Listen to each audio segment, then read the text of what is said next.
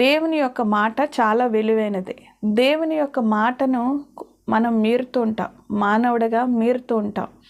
మనం కొన్నిసార్లు దేవుని సన్నిధానంకి వెళ్ళినప్పుడు సమర్పించుకునే స్వభావంలోనికి వచ్చేస్తాం, అభిషేకింపబడిన స్వభావంలోనికి వస్తాం. దేవుని సన్నిధానంలో ఉన్నప్పుడు మన జీవితము, మన హృదయం కుమ్మరింపబడినప్పుడు ఆటోమేటిక్గా దేవా నీవే నా సర్వమని ఆయనకి సమర్పించుకున్న జీవితాలు, యవనస్తులు, క్రైస్తవ జీవితాలు చాలా ఉన్నాయి.